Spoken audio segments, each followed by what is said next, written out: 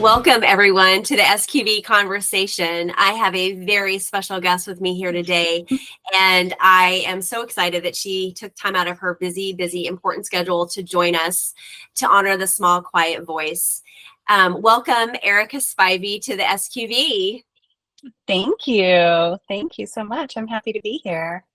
So I'm going to tell people a little bit about you professionally, and then we'll get into the personal stuff a little bit, because that's always what we do. We just get in here and we ask crazy questions like the very first time you and I met. So let me tell you a little bit about my friend Erica.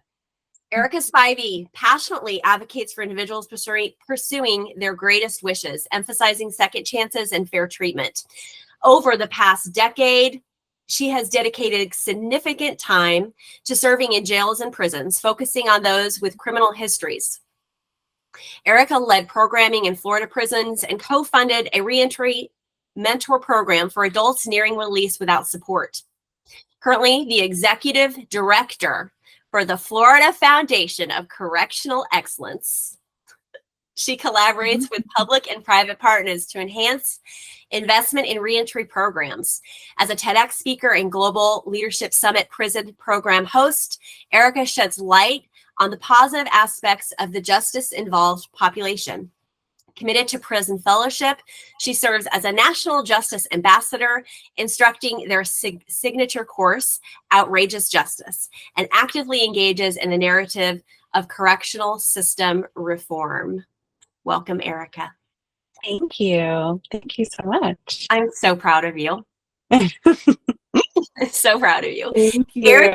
Erica and I have been friends for a long time, going on 15 years. Yeah. 09. So you tell the story better than me. So, honey, tell our viewers how we met.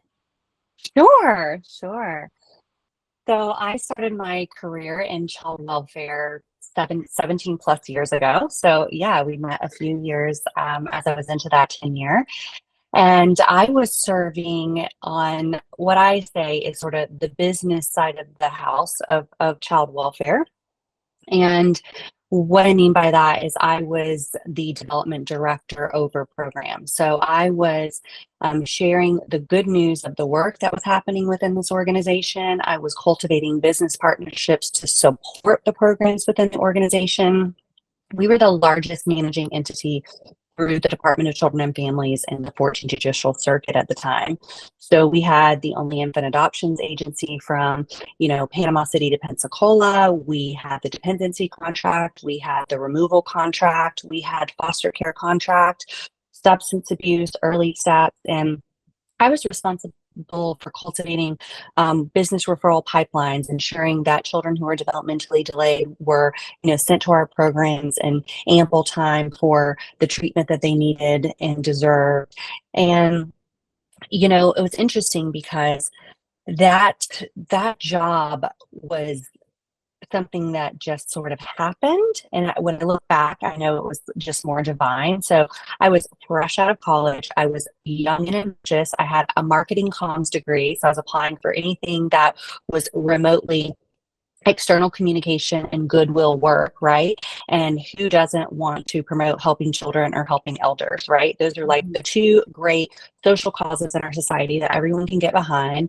And I didn't know sort of the depth of that divine appointment in my life at the time, but looking back, I can see it so clearly. So I was in this position, in this building of over 100 people that were working around the clock, helping vulnerable children in need. And most of them were clinical. So they were either physicians, they were practitioners, they were quality people, they were clinical therapists, they were targeted case managers. There were only a few of us when I say the business side of the house. And I was starting there, and the building was under construction. And there was only one office available for the new girl, and it was in the substance abuse wing.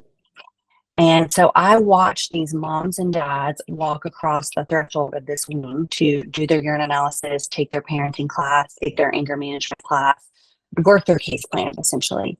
And for so many, Shannon, it was rock bottom. And for so many, it wasn't, right? There was the mom who had pushed her bike 8 miles, with a flat tire to make it to her anger management class. And she knew the difference, between kind of a goal and a dream, right? She knew that she was working her case plan. She had dreams, but she first needed to meet her goals. And then there was the dad or mom who would show up, 11 months into their case plan, and it's like, we haven't heard from you. And all of a sudden you want to work your case plan. And so I was in an interesting juxtaposed position, just seeing what rock bottom was for that world, right? What is that? And what I learned is it was really just different for everyone. You have this assumption that when your child's taken from you, that will be rock bottom. But for many, it wasn't. And so I became absolutely obsessed with the system. I think that is the only way I can say it. I wasn't on the other side of the house. I was on the business side of the house. But that key turned quick and fast. I mean, I was in my early 20s. I was staying up until 2 o'clock in the morning, reading judicial reviews. I was sitting in the back of the courtroom. I was going on ride-alongs. I wanted to know why. I wanted to know the back end of this. And I don't know if you've ever heard that adage of, there's the stream and you're at the bottom of the stream and you're catching all the babies. And at some point you're like, why in the fuck are there so many babies down here? And you go to the top of the stream. That happened for me early on in that work. And so I started wanting to learn the back end of what had happened. So instead of looking at these people like, what in the hell is wrong with you? Like, what has happened in your life? What has happened to you to get you here to this moment? So I started digging into deeper parts of our programming, some evidence-based programming, some kind of, at the time, what was very futuristic programming. And there was a substance abuse counselor across the hall from my office, and she had a wooden sign above her desk that said, help me remember, for every client I see, by just a quick twist of fate, could be me. And 3 years into that work, it was me. My dad caught a 10-year prison sentence, and there I was. I had been working in the system advocating for children, and I was not a child, right? And I'm sitting here today telling you I served every bit of that time right next to him.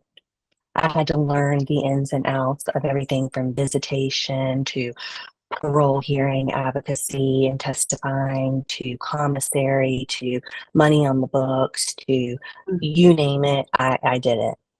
And so I became even more intrigued in these programs. And so I went to the head of our essential kind of clearinghouse of programs and said, what is kind of on the horizon? Like, what's next? What research is being done for this aspect or this gap? Because here I was, businessly developing and kind of syncing all of our services together. And she said, infant mental health. And I'm like, infant mental health? What? Infant mental health? You hear that and you're like, okay, what is this? Like, people really think that they're going to do mental health on infants. And of course, for me, I was so intrigued by whatever the thing was. I certainly didn't have that perception. I was like, tell me more, right? And so she said, well, actually, we have a supervised visitation observation this afternoon, and I can show you what it is. And so I signed up and I went across the building and essentially watched a mom come in and learn how to not prop a bottle up on a pillow to feed her child, and how to look her child in the eye, and how to create a bond with her child, and how to create that, intimacy of eye contact and all of those things. That back to what in the hell's wrong with you? Like, what has happened? Like, what happened in your life? Like, from day one. I was sitting there. I was sitting there observing this visitation, and I'm like, what has happened in your life that you don't know this already? Like, what has happened in your life? Like, there's something in your life as a mom. There's something, the mother to you, the family you grew up in, the neighborhood you were born into, the schools there's something happened in your path that you don't know any of these things. And maternally and by nature and default, they're not coming to you. So there's something even developmentally you never got, right? And so then I was totally hooked, and I was like, wow, none of our programs work unless we have this program. Like, this is like the root and the base, right? Like, this is what we need. Like, if we can't start with the parents who are, kind of faith forward and wanting to reunify and do this work, before the child is developed and removed and in the system in and out and this is where, that we can go to the top of the stream. Maybe they won't ever end up down here, right? And so I really doubled down there. I learned about the program. I was sharing the program. I was communicating about the program. I was trying to find funding for the program. I was looking for therapists all over who were on the cusp of this type of service. And so I was sharing it with the community, and you were a journalist, a reporter, working for the local, and I say local, I mean, at the time that newspaper, was really a regional kind of media mecca in this area and had a lot of tentacles. We've obviously socially evolved as a culture since then. It looks very different, but at the time, it was, kind of our go-to. And I don't know if it was you that picked up the story or, your editor picked up the story, but they sent you to my organization that I was working for in the Department of Children and Families building to learn about infant mental health. And so that's how we met. And you were like me, instead of, what is this? You were like, tell me more, right? And so that spirit of tell me more was so me. It was so appreciated.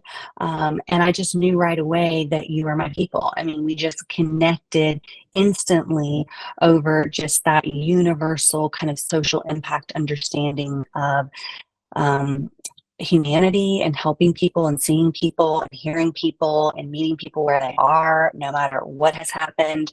And because, it's not for everyone. People are like, why would people, use a contracted, public facing kind of RFP or whatever to do this kind of service? And you were like, why wouldn't you? Right? Like, you were just so invested just right out of the chute, and not just from a curiosity standpoint, but from like a genuine like support standpoint.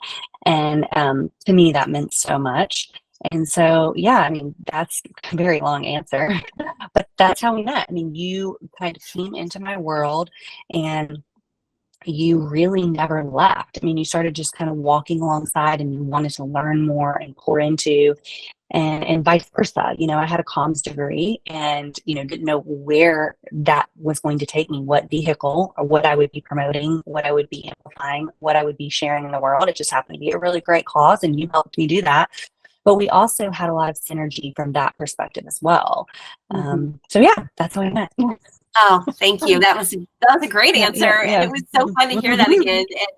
And Yeah. it was a beautiful cause. And Mhm. you inspired me in a lot of ways as a friend. And you know this, but people need to know that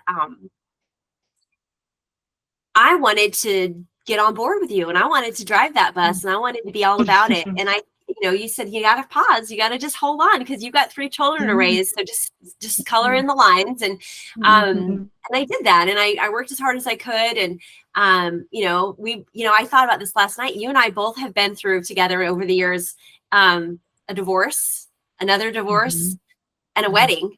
So we're waiting on another wedding, but we'll leave that out of this equation. But we've been through some stuff, and you and I have been so close and such advocates for one another, and really finding ways, despite all of the problems and the issues and the challenges we have in our personal life, to show up for our communities in whatever way that looks like, right? So we're earning a living, we're also giving back to our communities. And one of the things that we became really quickly involved in was Women Connecting Women. So I've done a little similar thing over the years that I wanted to kind of talk about. And I know that you had a vision for that meeting, and you had a vision for that group. So we'll circle back to your dad, because I think that's a relevant question. But talk a little bit about why you decided to start the women's group that you started back in 2010, I think, maybe 2011.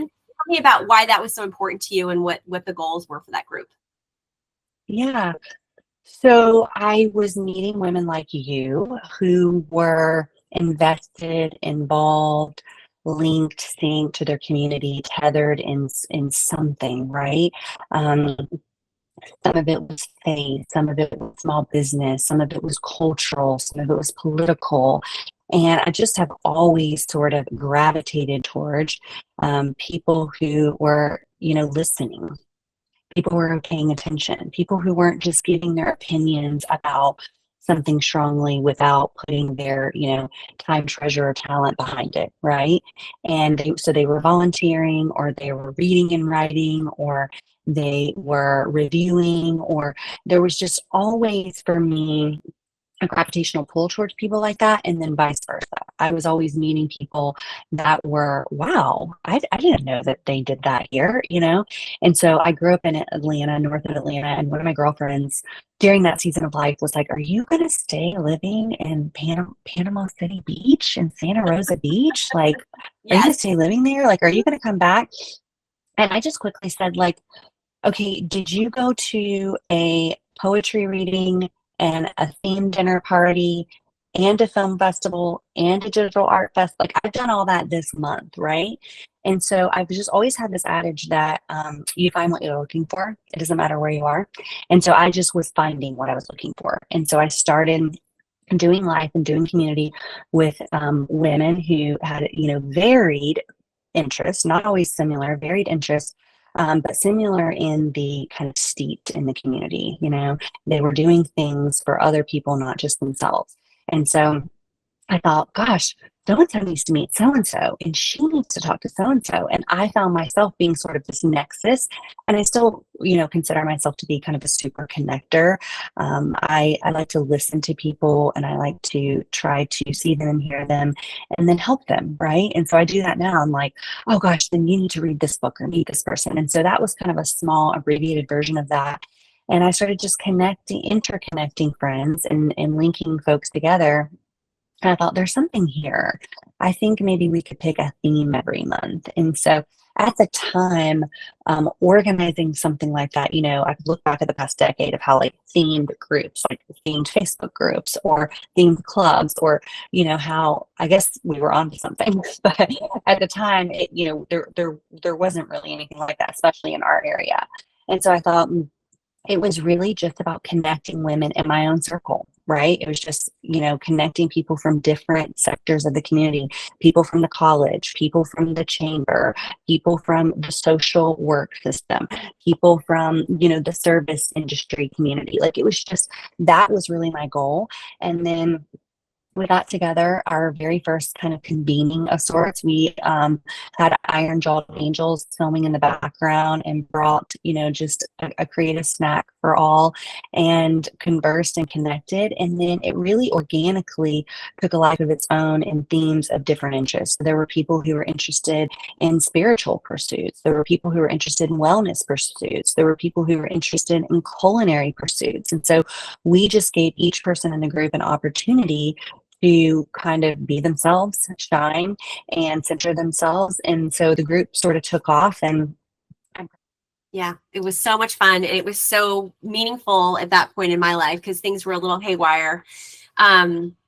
But anyway, I just thank you for doing that. It was a beautiful thing. And you've inspired me to do my own type of women's group. So we're doing something similar to that here in Clearwater. But yes, such a good time, such a wonderful way for us to evolve as human beings.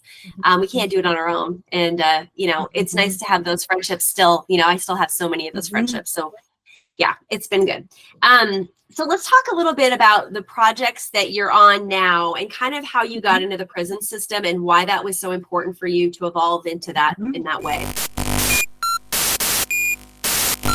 Really just before it got blurry and we had some technical difficulties, I was just wrapping up the answer to, how I got involved in this work and why I got involved in this work. And I was at a trajectory personally and professionally where I was asking myself, what is every part of my being saying yes to? I have a decade of my career. I've gone down a couple different paths, had some, success, had a great deal of fulfillment.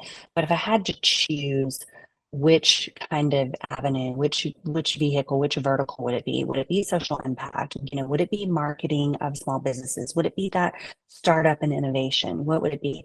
And I just always went back to that very first job. the one that I met you at. Mm-hmm. And when I started to look under the hood of the system from a personal place, I just shared my personal journey of understanding the system, I was able to think back about my experience working on legislative issues that affected child welfare. Like, why can't we change the foster care age on the magistrate level from 18 to 21 when they're coming into the system and coming into our care at 17 and a half? Like, why not? Absolutely. Tell me more.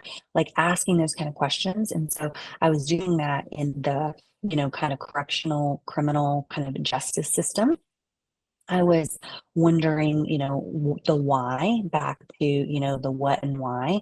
And so I just became, same, just really interested in, going down that path and pursuing and seeking and evolving. And really, you hear criminal justice, and I have been kind of doing this work before it was, in today's world, kind of sexy to talk about mass incarceration or criminal justice. But for me, it was about um, rehabilitation because I had seen that in my family's life. It was about restorative justice. It was about redemptive justice. It was about seeing both sides of it. I talked earlier about trying to juke and jive, trying to put the puzzle pieces together, trying to figure out what could help my parents or whatever. And I'm sitting here telling you this to say that it was a probation officer that ended up making the most impact on my mom's life. So it wasn't just criminal justice reform, it was correctional reform, it was prison reform, it was compliance and supervision reform, it was looking at all these really public servants on the path of helping these people and trying to understand their role in the system as well. And so yeah, I wanted to know more. I saw things I couldn't unsee. That's, a theme here, things that nag and gnaw at you, and you just can't let it go. And so this was one of those. And so I found myself advocating and serving and volunteering and then doing contract work and working on some really interesting projects in a couple of different states that I felt like back to the infant mental health thing were pretty forward and advanced for our time in regards to, the rehabilitation kind of reentry space. I heard a leader say once that recidivism is actually more, it's not the reflection of one person. It's more of a reflection of all of us, right? Are we going to invite them into our church? Are we going to gossip when they move into our neighborhood?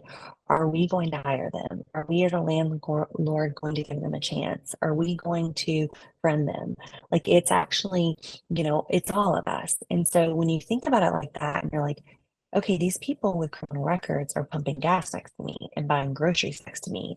And, their kids are going to school with my niece and nephew. And, you're just not far away from it. And so because I And had the they personal lived experience, I have just served didn't let it their go. time. And that's the most important Yes, thing. They have paid their debt to society. yes, And we can't get yes, past that. Like they have yes, paid their dues. Now let's welcome them back into society because some yes. very intelligent people have said they're not going to reoffend. They have Yep. released them and they have Hmm. been rehabilitated. That's Hmm. what prison's Yep. supposed to do. Yep. Yeah. Yeah. Another leader that I follow now, says we are not the Department of Prison or the Department of Corrections. We're here to, help correct and steer and guide. And so, yeah, so I found myself serving and doing contract work and volunteering in a lot of different programs. And I think when, if it's not a hell yes, it's a what? It's a no. And for me, I think when it was a hell yes, I had someone introduce me to a woman who had retired here to the area to Santa Rosa Beach. Her and her husband had worked for Procter and Gamble. They had retired to 30A, and one of their friends from up north where they lived was a trauma surgeon, and he had become really disturbed by the amount of gunshot wounds he was seeing in young men, predominantly young African American men. And he wanted to know why, right? You get on this path and you start to see things you can't unsee, and you're like, why though? What's going on? So long story short, he created a kind of trauma task force in his community, and my friend was good friends in the circle and started volunteering and helping and basically just said, you know what, when I retire, I am going to do this work. That's what she said. And so she moved to the RDA and she got involved at Alaqua and she was doing dog training and agility there. And they had a dog program at the rehabilitative dorm at a local prison. And that graduation, she told me, that first graduation, the residents and the learners and students got up on the stage with their dogs and did their tricks and did all of their things and had to talk about learning detachment, attachment, unconditional love, all the things, knowing they were going to have to give this dog, away after they had just, had it. And one of the gentlemen said, "This is the first right thing I have ever done." Wow. And when she told me that, I went back to the mom in the visitation, in the observation of infant mental health. Mm-hmm. What has happened in your life? What path? What friend group? What neighborhood? What educator? What in the ever loving hell has happened in your life and to you that this training a dog in a prison in your cell is the first right thing you have ever done? Wow. Like what happened? And so in that moment when she told me about that program, I said, I want to know more. Sign me up. Tell me more.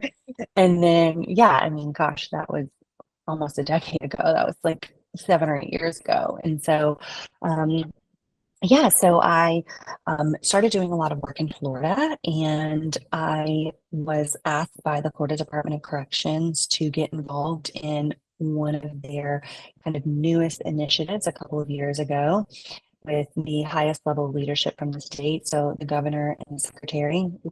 Again, I was serving and I was contracting and I was volunteering and doing a lot of, different things, right? And so they started asking questions about those things and wanting to know more about it. And so they recruited me to get involved with something that was kind of new for them, which was an appointment that the governor and the secretary had made to the department to create a DSO, which is a appropriated and appointed by statute direct support organization to an agency. So here in Florida, the Florida Department of Corrections is the largest state agency. So we currently have 20 plus thousand employees, and we have 80 plus thousand people incarcerated and adults and youth offenders behind bars. We have 145,000 people on supervision, which means they're on community control of some kind, or they're on probation or parole. And so massive, massive system, very nuanced, and leadership felt that if they could appropriate and appoint a direct support organization that could be an arm and a branch and an umbrella and kind of an agile and nimble and flexible way to bring more people behind the fence. So that public-private partnership, bring people to see things they can't unsee, to support, to help educate, to mentor, to pour into people as they're working on their reentry plan. So at Florida Foundation for Correctional Excellence, we really focus on the lane of reentry. So we focus on the release population. So those who are nearing their end of sentence, at about 50 months out is really the mark where we want to try our very best to ensure that someone in custody is receiving some type of career and technical education if they are, sort of eligible for it. So we have over 150 programs, everything from carpentry to HVAC to electrical to wastewater to digital design to, irrigation tech. My coworker, she will correct me quickly if I call yard a compound, and she'll say, no, this is a campus, because it is. I mean, it is what you see it is. And, thoughts and things. And so many of our facilities are campuses and are turning into campuses. And so we're doing everything from career and technical education to GED to betterment programs to rehabilitative programs. And our direct support organization is responsible for finding outside stakeholders and investors to pour into that. The department has already done a great job of creating the base of that footprint. So how can we bring in a corporate business to amplify a heavy equipment operator program. So we invested in a heavy equipment operator program at Lowell CI in Ocala. It's a very large female facility. It's one of the largest female prisons in the country, and has teetered with the world. So there's one in Brazil and one in California, but we're in the top three always. And we invested in a program there for women to learn heavy equipment operator skills because we know that the construction industry is hiring women at rapid speeds. And so not only did we do that, we went out and we looked at companies and corporations that were in that world and asked them to come in and do their personal and professional development and their training and bring their equipment. And so we're really a branch and an arm to help amplify and enhance and expand what the department's already doing a great job of, and then fill in gaps. We were joking, a little bit ago about the glitchy technology. One of the biggest gaps is technology. So we invested in D10 monitors for every prison in the state. We have 70 plus facilities so that the adults in custody and the youth offenders can have the experience we're having right now through a closed circuit Zoom monitor that's secure, that allows them to do pre-employment, pre-release interviews. And so we do, mock interviews and prepare their resume, and we can set them up with a job pre-release, or set them up with a community service referral, or set them up with, a mental health service. And it's a great way to use technology to kind of link and sync that inside outside world. So I kind of summarize our work. We focus on that pre-release support, post-release placement. So the warmer the handoff, the stronger the handoff, the better our work is. And so that's what we represent here in Florida. And we are just a few years underway. We're just getting started, but we have a lot of good work that we've done and a big impact that we've made in our technology investments, in our capital investments, and the thing I'm most excited about, and I know you're not going to be surprised by this, is sort of that proof of concept pilot thing. Because just like infant mental health was like new and what and all of that, I'm super excited about that.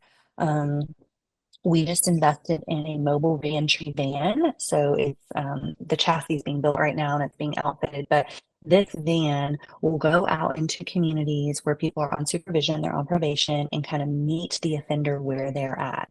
And it will be not just for reporting. It will have GD prep books. It will have work boots. It will have, COVID tests. It'll have bicycles. It'll have bicycle helmets. It'll have that low hanging fruit, that Uber Lyft voucher, food. A lot of these people, they don't need a hand up, they just need a handout, right?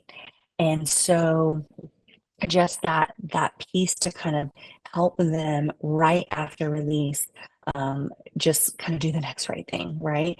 And so this van is going to be outfitted with all of that. It'll have technology on it so they can, get on a Chromebook and they can, do certain things. They can get on Indeed and look for jobs, and their employment specialist through community corrections can help them. So I'm really excited about some of the kind of new pilot stuff we're doing. I mean, I don't know that there's any other Department of Corrections in the country that is buying vans and driving out to rural communities and allowing people to, report in the parking lot of Dollar General. But we're listening to them, and that's what they need. Okay. When we look at our population, we have 20 prisons from Tallahassee to Pensacola. Over 60% of those 85,000 people are all right up here in North Florida. And it is all very rural area. And the transportation is not there to get a job, to get into town, to do all of those things. And so I'm really excited about some of the innovative investments that, our board members have, trusted myself and my colleague to, see through, and the department. I mean, the department it's a big ship to steer, but we have some amazing leadership. And I always say, like, they had some great seeds. We're just watering them. I mean, and I truly mean that. I mean, I've been around in this work for a long time, and I've been to a lot of facilities, and my dad served time in a different state, so I know the difference. Yeah. Yeah. That's amazing. Yeah. I just come back to this whole thing that I really profess in my book, and it's really, and you helped teach me this. I mean, we stoke these fires together. Humanization is about hearing and seeing and touching and seeing a person, and then having them see you, and then you see them seeing you, and it's this trade-off of empathy and And we can do really powerful things when we understand another human's struggle, and we can do really powerful things when we share that information with other people, and there's a testimony that's involved. But empathy is really what's going to save our world. And when you see people in positions of authority that have the ability to put hands and feet to their empathy and come up with useful ways to change the course of humanity in our state or in our country or in our world, that's really where the impact happens. And so I appreciate you sharing those examples of what your work has looked like with the hands and the feet and how they've touched people and helped people. And I know that you could go on and on and on about stories of individuals and families that have been impacted. And I know that you're touching people in the ways and at the times, right? Because it's the two-part thing. It has to be the right way and the right time in order for them to make a better life for themselves. And, really at the end of the day, your one person's better life is a better life for everyone they touch. And this is social impact that is permeated and beautiful. And thank you for the work you're doing. I am blown away every time we catch up about what you're doing. So, so how can companies and individuals get involved with this type of work or reach out to you if they want to learn more about the programs that you're offering? Yeah, so you can visit our website, which is flcorrectionalexcellence.com, and you can learn about those programs I just mentioned and others that we've invested in and get in touch with us there. That's probably the best way to get a high-level snapshot, some details, and then kind of reach out. And another way, and I'm going to share this because it's so relevant to your world, Shannon, is paying attention to your employee base, right? Asking yourself as an employer what kind of practices you have for the people who are doing the work for you, and not even those who have a criminal record. I mean, yes, of course, that's what I would, advocate for, and I would encourage. And I think you would probably, as an employer, learn that it's a really untapped talent source that is used to showing up on time because they had no other option. They're really grateful if you give them a chance. They get a taste of success. They don't want to lose it, on and on. So that's what I would advocate for. But I will say, what can employees or employers and companies do? They can listen to their employees and they can be proactive instead of reactive. So this is one of the most beautiful stories, and it's so relevant to your world. So I'll end with it because I love storytelling. Back when I worked for the organization through the Department of Children and Families, Children's Home Society, we had a board member who was the HR manager for one of the largest employers in Northwest Florida. And he said that gone were the days that people would come to him, to HR, to say, I need help. I need help. I need help. I need to go to rehab. Or I have really royally messed up and I don't think I can back out of this one. He said, gone are the days. We actually, as an employer, are seeing somebody who's missed 3 days and then missed 3 more. And then there's a theme going on. And we are empathetically, and we are with humanity and with the right practices, reaching out to them and saying, is everything okay? And do you need help? And it's okay to ask for help. And that we have a benefits package that can help you go to therapy and can help you go to counseling and can help you go to rehab and can help you go into a mental facility if that's what you need. And I'll never forget it. I mean, to me, he actually asked me in that role to go and speak with the human resource professionals in this area to kind of share the amount of moms and dads who had children who had been removed, because the impact was so large. When I told people that we had, close to 1,000 children in our care that had been removed from their parents, this guy was like, these people work somewhere, right? Like, what's going on in their lives at their employers? And so, I just talked to an employer the other day, and he owns one of the largest trucking companies in the state. And he's like, we hire your people because they are some of the most loyal, dedicated, devoted people. And they are the best people to have in our trucks when it comes to safety and compliance, because they have eyes in the back of their head. They are always looking over their shoulder. They can open up a cab of a truck and they can sniff out bullshit and tell me if riffraff has been going on there. And they are so aware of their surroundings because of the environment that they've lived in. And he's like, but you know what? I don't want them driving a big truck down the highway with a bunch of stuff. worrying about where they're going to eat and where they're going to lay their head after their 12 and 14-hour shift.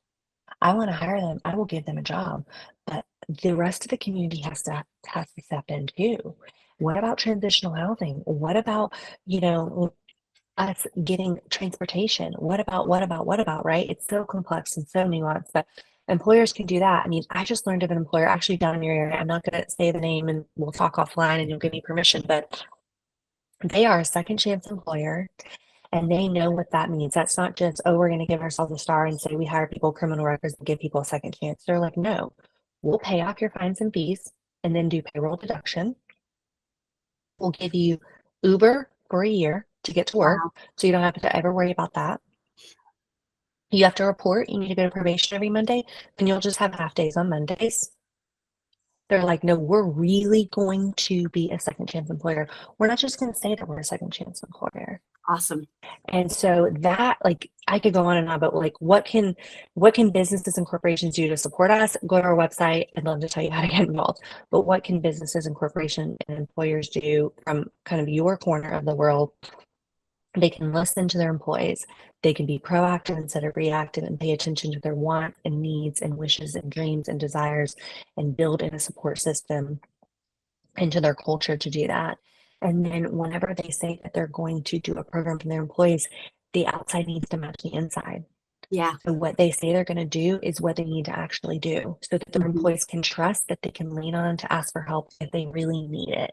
I Yeah. mean, when I've seen employers that do that, where somebody can go to their employer and sit in their office and say, I need help. Like that is huge. To create that kind of environment is really powerful. And think, as an employer, I mean, wouldn't you want to be proud to say that you helped someone at one of the lowest points of their life or at a trajectory point or where they needed you the most? I mean, if you want to be successful in anything in life, yeah, having a successful business is great, but being successful is when you can listen to people and help them. Yeah, and those employees become one of their biggest advocates generally. They're very loyal. They stay for a Mm-hmm. long time. Yep. That's Yep. the kind of people really that we Mm-hmm. want in our Mm-hmm. companies. We want, employees that are vested and really want to do a Mm-hmm. good job. And it's wonderful to hear these success stories about rehabilitation. I know that it happens every day in your world, and we need to remember that there's some good things Mm-hmm. happening in this world. So thanks for that reminder. And I will encourage my employers that I speak with to hire rehabilitated felons. I think Yeah. that Yeah. it's a great resource, and Mm-hmm. it's not one that I really thought about until we talked. So thank you for Mm-hmm. that. Um, Yeah. Yeah. so before we get offline, I wanted to Mm-hmm. just ask you if there's anything you wanted to leave our viewers with. Were there any things that you wanted to retouch on that were just aha moments, and any like inspirational things? Because I know you're one for all inspiring. So how do you want to Yeah. leave this talk, Erica, dear? Yeah. Well, first, I believe that gratitude changes everything, no matter where you're at and what you're dealing with, whether you're in prison or you're in the outside world and you're in prison. And so I just want to say that I'm so grateful for you and your spirit and the way that you extend that spirit out into the world, into your inner circle and outer circle. I mean, you have never met a stranger, which is a great practice. I mean, I tend to do that as well. And you see people quickly. So I think what I would just like to leave is just a gratitude to you for just being who you are and I love you. extending yourself to others. Yeah. Hmm. You're so Yeah. awesome. And thank you to the people who are listening to Yeah, care to listen about this topic. You know, this topic is not for everyone, but I find more times than not when people do listen to it, they're like, wow, I never thought about that. yeah. I never thought about what had happened in their life, or I never thought that my kids were going to school with their kids, or I never thought, Mhm. there's just I didn't know that I didn't know, right? And Exactly. so yeah, so thank you to your listeners too for, paying attention to this. Yeah. Yeah, it's a wonderful platform and it's been a lot of fun. So, Erica, with that, I will wish Mhm. you adieu. And I just Thank want to thank you. you for all of the work you're doing. Continue. And uh, I'm really proud of you. And I'm really, Thank really proud to you. call you a friend. Thank you. Thank Talk to you you. soon. I'll talk Okay. to you soon. Bye bye. Bye.